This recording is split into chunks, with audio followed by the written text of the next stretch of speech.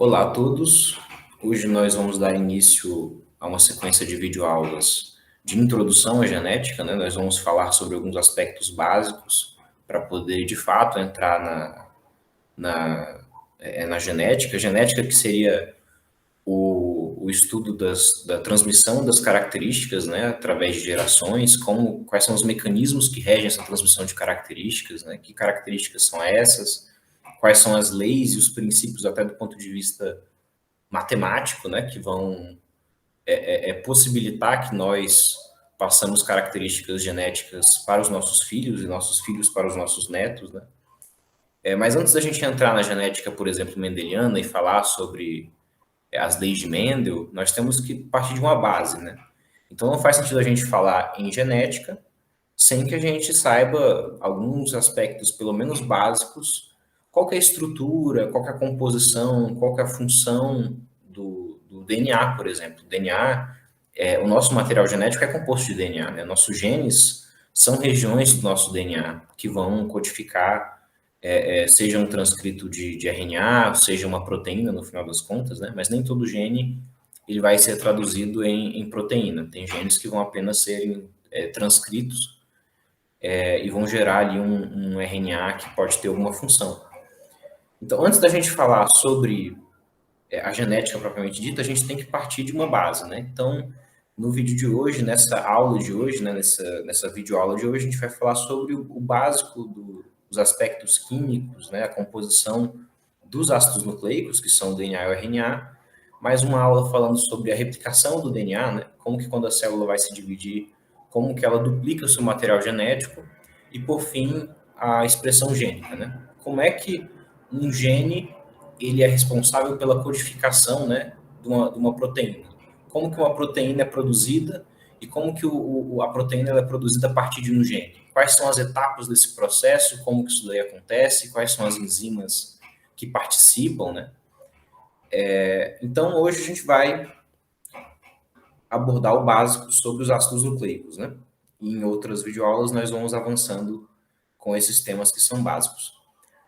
Então, aqui tem a estrutura, assim, primeiro, o DNA, ele é um polímero. O que é um polímero?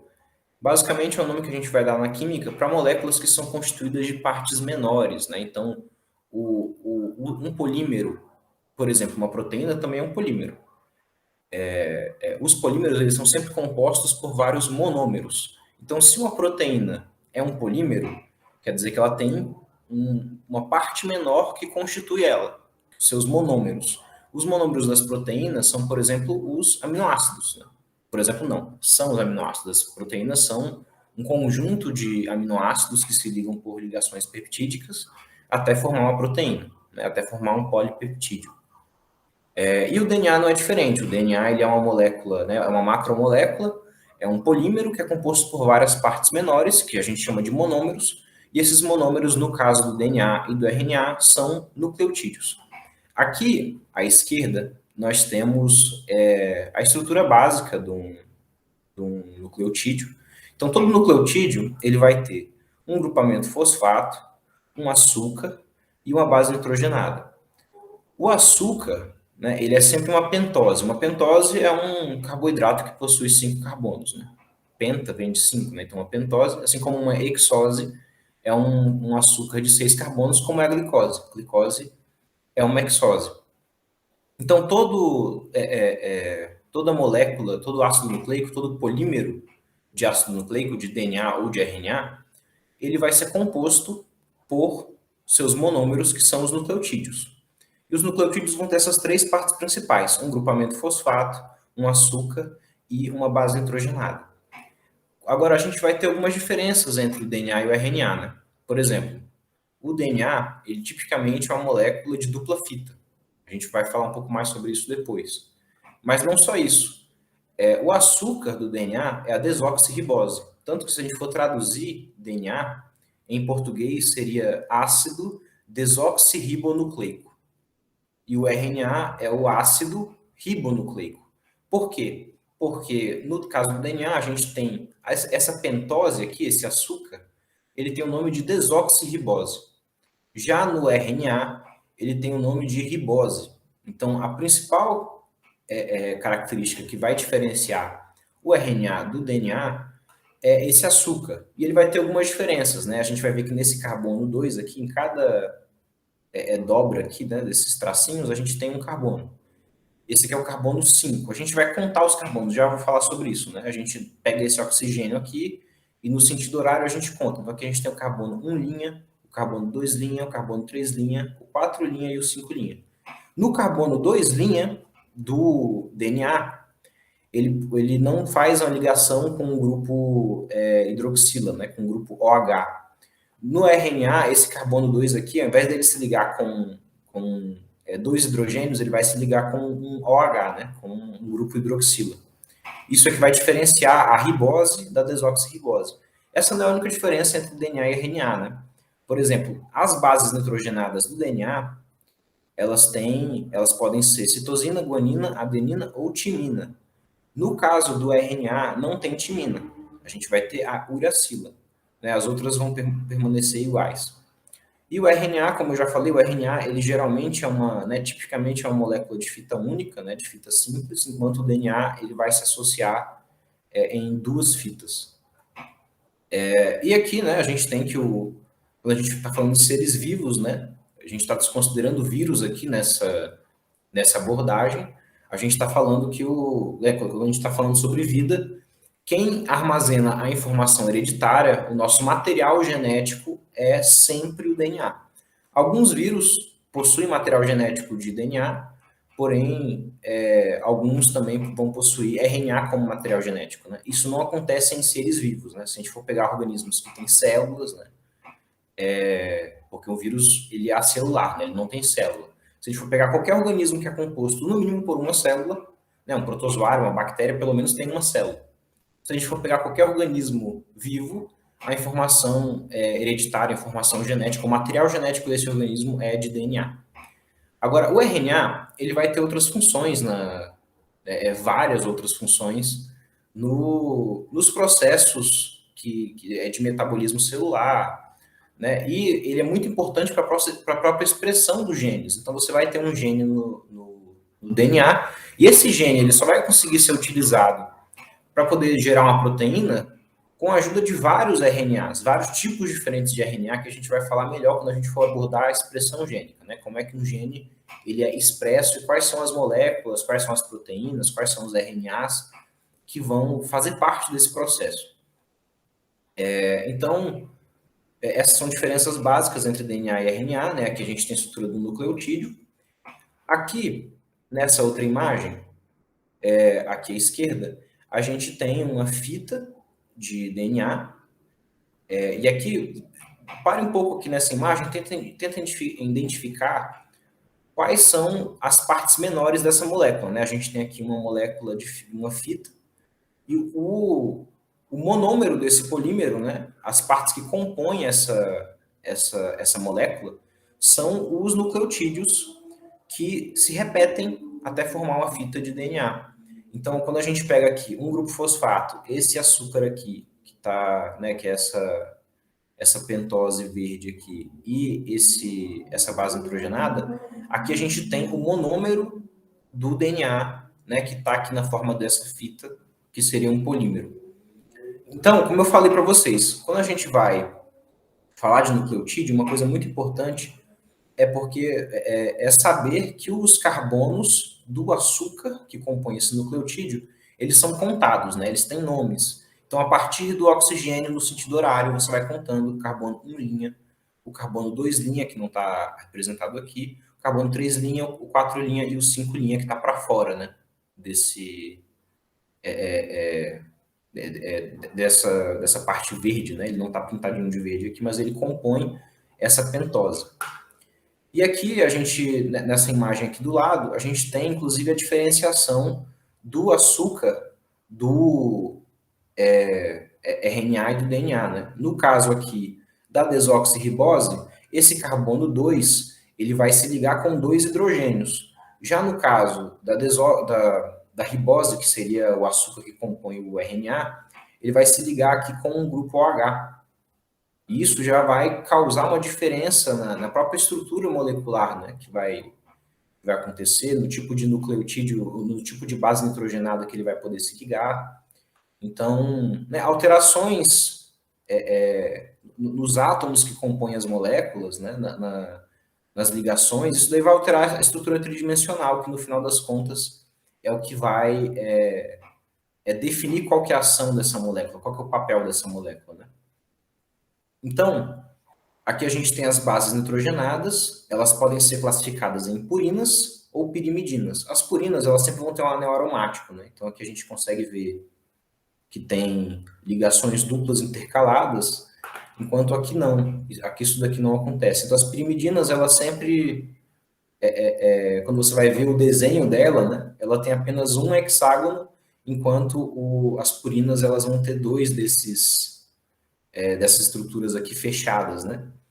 E o que, na verdade, caracteriza do ponto de vista químico, sem ser só o que você olha visualmente, é a presença de um aromático, né? Que possui aqui ligações duplas intercaladas, e isso daí, elas ficam girando, entre muitas aspas, por essa molécula.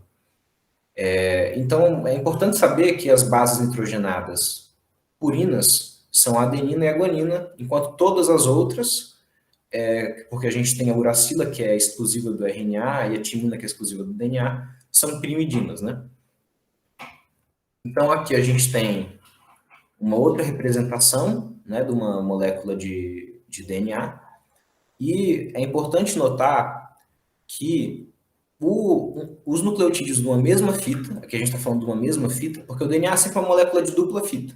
São duas fitas que ficam associadas. Aqui a gente está vendo apenas uma fita do DNA, e uma coisa que é interessante a gente ver é que os nucleotídeos de uma mesma fita, eles se ligam a partir de uma ligação que acontece no carbono 3 dessa desoxirribose com o grupamento fosfato do nucleotídeo de baixo, né? Com o grupamento fosfato do outro nucleotídeo. E, assim, uma coisa que eu esqueci de falar. Por causa dessa contagem de carbonos, né, o carbono 1 linha, 2 linha, 3 linha, 5 linha, você consegue ver, você consegue entender que você tem um carbono que fica nessa extremidade mais superior, assim, da molécula, e um outro que fica nessa extremidade mais inferior.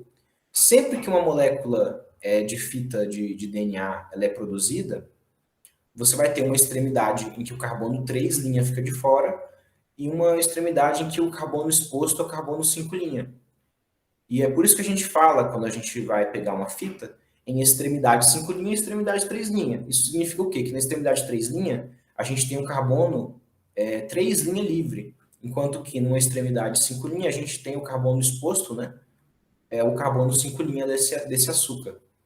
E isso é uma piada que, em muitos cursos, né, uma historinha, uma espécie de piada, que inclusive nos vestibulares aparece geralmente com uma imagem da Mafalda conversando com o Felipe, né, os dois personagens lá da Mafalda, e aí o Felipe ele fala assim, que, qual que é o sentido da vida? E a Mafalda responde, é de 5 linhas para 3 linhas. O que isso significa?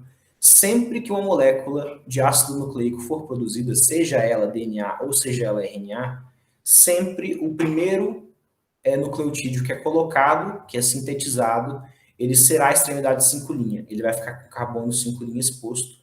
E o último nucleotídeo que for colocado nessa fita, ele vai ter o carbono 3 linha exposto. E vai ser a extremidade 3 linha. Ou seja, uma fita, ela é sempre construída, uma fita de ácido nucleico, é sempre construída da extremidade 5 linha para a extremidade 3 linha. E como o DNA é a molécula que guarda o nosso material genético, que é essencial à vida, né? A molécula que carrega a nossa informação hereditária. Então, a gente fala, e como quando a gente vai sintetizar qualquer molécula de DNA, assim como de RNA, né? Mas quando a gente vai sintetizar qualquer molécula de RNA, sempre vai nesse sentido, de 5 linha para 3 linha, então existe essa piada que aparece nos vestibulares geralmente com esse quadrinho da Mafalda dizendo que o sentido da vida é de 5 linha para 3 linha. Na verdade, é o sentido de produção, de síntese da molécula de DNA e de RNA também. Sempre você vai ter primeiro a extremidade 5 linha e ela vai, né, e os nucleotídeos eles vão sendo colocados sempre no sentido da extremidade 3 linha. O último nucleotídeo que for colocado para sintetizar uma fita de DNA ou de RNA será o nucleotídeo que tem o carbono 3' exposto. Então, aqui só uma imagem, né, aqui com os carbonos, tudo direitinho, e mostrando, para ver se vocês conseguem, quando vocês olham para uma fita, né, identificar qual que é a unidade dela. Né? Então, a gente pega aqui um grupo fosfato, um grupo, um açúcar, né, uma pentose, e uma base nitrogenada. Aqui a gente reconhece qual que é a unidade dessa fita. Né? Provavelmente vão ter mais para baixo, outros nucleotídeos também mais para cima, até porque não tem moléculas de DNA tão curtas assim. Assim, toda vez que o nucleotídeo de uma mesma fita vai se ligar, o nome da ligação que ele faz com o nucleotídeo de baixo, né, é a ligação fosfodiéster, sempre o carbono 3' ligado ao grupamento fosfato do outro nucleotídeo. O carbono 5', ele também faz uma ligação fosfodiéster, também tem esse nome. Porém, ele faz ao grupamento fosfato que pertence a esse nucleotídeo, né? Então, também tem uma ligação fosfodiéster que compõe o nucleotídeo, a unidade, o monômero. O monômero do polímero, que é o DNA ou RNA, ele tem que fazer uma ligação fosfodiéster entre o carbono 5' e o fosfato. Agora, nucleotídeos, né, monômeros diferentes, que fazem parte da mesma fita, eles vão se ligar a partir do carbono 3' de um nucleotídeo com o grupamento fosfato de outro nucleotídeo. Então, nucleotídeos de uma mesma fita, eles vão se ligar por ligações fosfodiéster. Assim, como eu falei, o DNA, por exemplo, ele é uma molécula que tipicamente é de dupla fita. Então, não vai ter só uma fita, vai ter uma outra fita que se liga com ele. Os nucleotídeos de fitas complementares, que a gente chama, né, as duas fitas que se ligam são complementares. Os nucleotídeos de fitas complementares, eles vão se ligar a partir de ligações de hidrogênio entre as suas bases nitrogenadas. Então, aqui a gente tem uma base nitrogenada adenina com uma timina, uma guanina com uma citosina, e sempre a guanina vai se ligar com citosina e sempre a adenina vai se ligar com timina, com exceção do RNA, porque no RNA não temos timina e a adenina vai se ligar com a uracila. Então, apenas, né, para revisar isso, os nucleotídeos de uma mesma fita, eles vão se ligar por ligações fosfodiéster, e os nucleotídeos de fitas complementares, eles vão se ligar a partir de ligações de hidrogênio entre as bases nitrogenadas. E sempre a adenina vai se ligar com timina, guanina vai se ligar com citosina. E sempre, né, vai ser uma purina com uma pirimidina. Sempre. Não tem como acontecer uma ligação entre duas pirimidinas ou entre duas purinas, exatamente por causa disso daqui, né? Um dos motivos é porque isso daí vai afetar a estrutura da dupla fita de DNA. Então, se a gente tem duas purinas, fica uma estrutura muito larga, isso altera a estrutura tridimensional da molécula. E duas pirimidinas vai ficar muito curto, né? Muito estreito. Então, sempre vai acontecer a ligação entre uma purina, seja ela adenina ou guanina, e uma pirimidina, seja ela uracila, citosina, né, ou timina. Então, aqui a gente vai ter como é que é a conformação básica do DNA. Então, a gente sempre vai ter uma molécula de dupla fita. Aqui vocês parem um pouco a imagem, vejam se vocês conseguem reconhecer onde é que começa e onde é que termina cada nucleotídeo, né? De cada uma das fitas, a gente tem uma fita aqui e outra fita aqui. Por que é que essa fita da direita ela está de cabeça para baixo, né? A pentose está de cabeça para baixo, está tudo de cabeça para baixo. Porque senão eles não conseguem se ligar. Então as fitas do DNA a gente sempre vai dizer que elas são antiparalelas, né? Porque uma vai estar num sentido e outra no outro. Elas sempre vão ser antiparalelas. Isso significa o quê? Que onde a gente vai ter a extremidade 5' de uma fita, será a extremidade 3' da outra fita. Né? E elas precisam ficar antiparalelas para conseguir se ligar, né? Para conseguir fazer essa ligação e formar uma molécula de DNA com duas fitas complementares. Aqui a gente tem, né, ao lado uma representação que pode aparecer nas provas, nos livros, e a gente tem os açúcares e o fosfato sendo representados por essas linhas, né, azuis aqui, e a gente tem aqui a representação das bases nitrogenadas. Né? Lembrando sempre, vai ser uma purina, aqui a adenina, com a timina, que é uma pirimidina. Ou a guanina, que é uma purina, com a citosina, que é uma pirimidina. Sempre uma purina com uma pirimidina. E não só isso, é sempre especificamente a adenina se ligando com timina ou uracila e a guanina se ligando com citosina. Sempre vai ser dessa forma. Isso não é alterado. Isso daí é cobrado nas provas de vestibular, né? Em concursos que caem em biologia, isso é uma informação muito importante. Então, a gente tem a regra de Chargaff, né? O Chargaff, ele fez vários experimentos com diversos organismos, bactérias, peixes, humanos, outros mamíferos, né? E ele conseguiu descobrir isso, né? Descobrir que as adeninas, elas sempre vão se ligar com as timinas. Isso falando do DNA, né? Não do RNA. As adeninas sempre vão se ligar com as timinas e as purinas sempre vão se ligar, e as guaninas sempre vão se ligar com as citosinas, né? Ou seja, sempre uma purina vai se ligar com a pirimidina e o número de purinas tem que ser igual ao número de pirimidinas. Se eu somar o número de adeninas com guaninas, isso tem que ser igual ao somatório das timinas com citosinas. Isso é interessante porque vão ter questões, eu vou mostrar uma aqui para vocês, né, que cai em vestibular, que ela vai te dar o número de nucleotídeos, por exemplo, e vai te dar a porcentagem de nucleotídeos que acontece de uma base nitrogenada. Então vai falar, tem 6 mil nucleotídeos, como é a questão que a gente vai ver lá depois. E tem tantos por cento de timina. E só a partir dessas duas informações você tem que saber, você consegue saber qual é o número de cada um dos outros nucleotídeos. Exatamente por essa relação que esse cientista aqui, Chargaff, ele descobriu. Logo a gente vai ver isso mais para frente. Isso aqui eu já falei para vocês, mas só para colocar, né, escrito os termos que eu disse, né, fosfodiéster e tal. Então as ligações entre nucleotídeos de uma mesma fita vão acontecer por ligações fosfodiéster, que são feitas entre o carbono 3 de um nucleotídeo e o grupamento fosfato do outro nucleotídeo. E as ligações entre nucleotídeos de fitas complementares são realizadas por ligações de hidrogênio. Antigamente, falavam em pontes de hidrogênio. Isso ainda pode aparecer em algumas provas, mas hoje é uma nomenclatura, um termo que está em desuso, que é considerado desatualizado ou errado, para falar a verdade. Mas isso pode aparecer como ponte de hidrogênio, né? Mas o mais correto é falar em ligações de hidrogênio.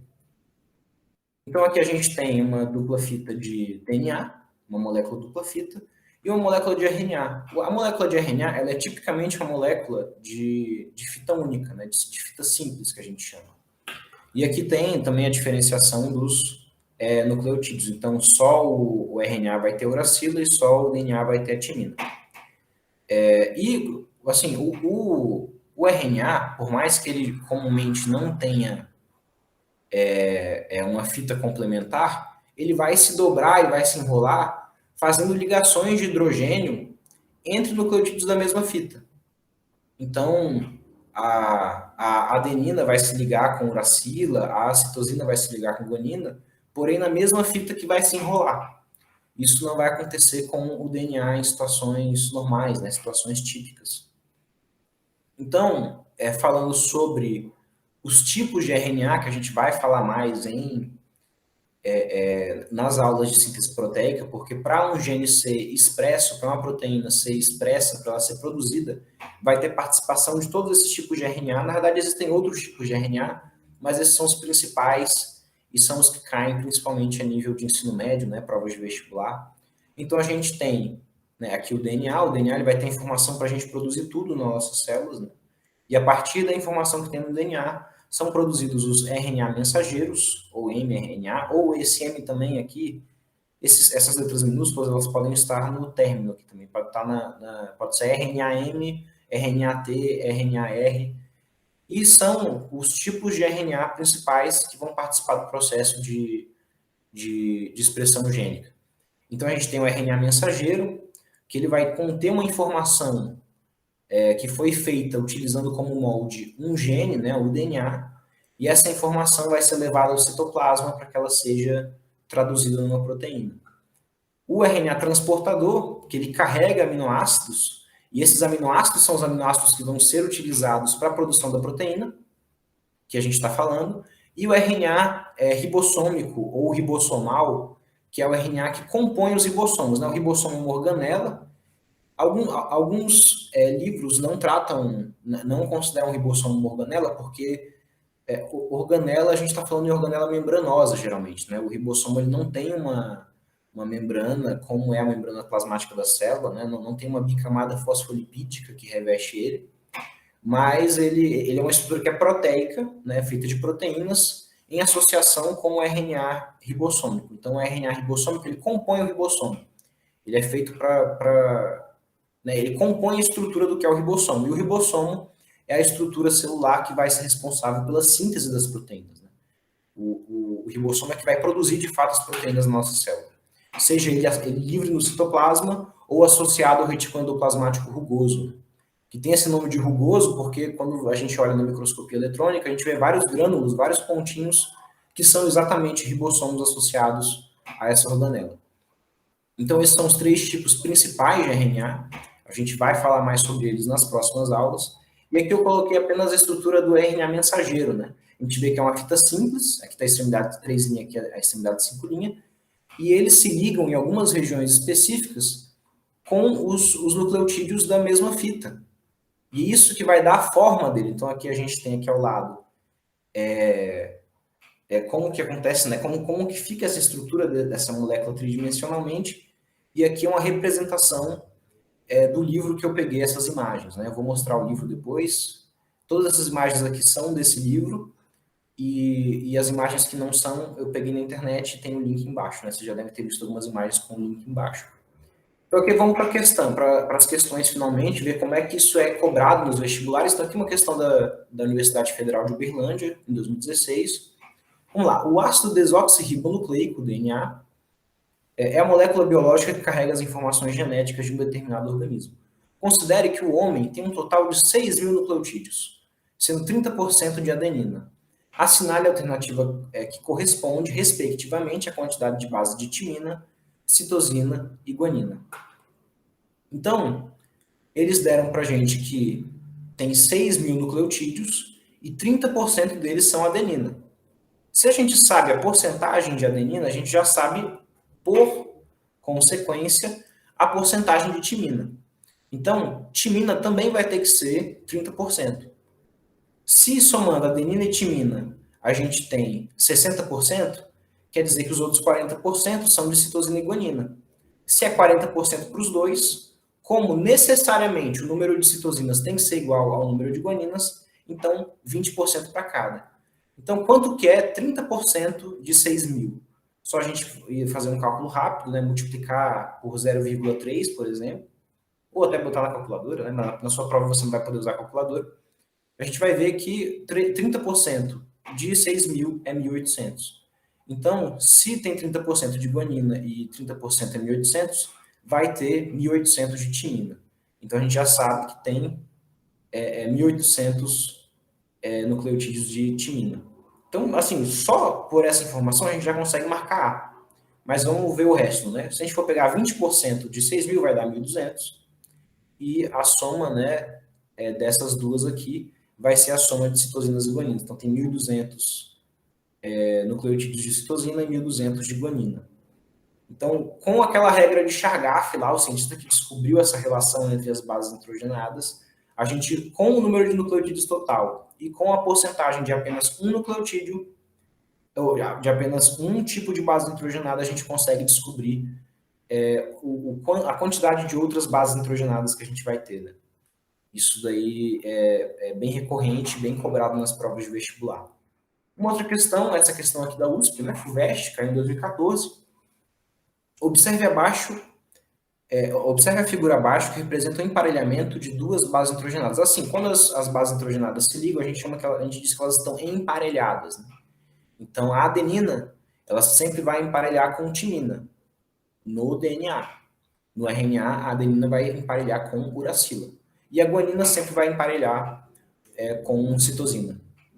Então, aqui a gente vai ter, né, olhando para essa figura abaixo, a gente tem aqui, a gente sabe que isso aqui é uma purina, mesmo que não tivesse aqui o nome adenina, a gente saberia que é uma purina, porque a gente tem aqui ó, um aromático, né, ligações intercaladas, ligações duplas intercaladas, e isso aqui é a estrutura de uma purina. E aqui a gente sabe que é a estrutura de uma pirimidina. Né? Mas aqui já está dando de mão beijada o nome delas, né? Então adenina e timina. Aqui não tá, aqui só está representada a base nitrogenada, né? A gente tem aqui escrito açúcar, mas não tem a representação da pentose nem do grupo fosfato que compõe esses dois nucleotídeos aí. A gente está vendo só as bases nitrogenadas de cada um dos nucleotídeos, né? E aqui essas ligações, né, esses pontinhos aqui tracejados, né, eles vão estar mostrando a ligação que acontece entre uma base nitrogenada e outra. Então, vamos continuar indo para a questão. Né? Indique as alternativas, indique a alternativa que relaciona corretamente as moléculas que se encontram parcialmente representadas e o tipo de ligação química apontada pela seta. Então, aqui vai ter o tipo de molécula, né? Aí tem a opção da gente dizer que pode ser uma molécula de DNA ou de RNA, ou exclusivamente de RNA, ou exclusivamente de DNA. Como eu falei, se tem timina, é DNA. Não, porque o RNA ele não vai ter timina, ele vai ter uracilo. Então a gente já sabe que necessariamente vai ter que ser ou A ou D. Agora vamos, né, o tipo de ligação. Tem na D a gente tem ligação covalente apolar e na A ligação de hidrogênio. Eu falei várias vezes aqui durante essa videoaula que os nucleotídeos de fitas, os nucleotídeos de DNA que se ligam, né, a nucleotídeo de uma fita complementar, de uma outra fita que está se ligando a essa fita, eles vão se ligar a partir de suas bases nitrogenadas por meio de ligações de hidrogênio. Portanto, a alternativa A. Né? Então é assim que cai, até mesmo na USP, se você sabe desses princípios básicos, você consegue acertar aí as questões. Aqui tem uma foto do livro, para quem tiver curiosidade. Eu acho as imagens desse livro muito boas, por isso que eu pego dele, mas assim, se você for um aluno de ensino médio, que está se preparando para o vestibular, não recomendo você estudar por esse livro,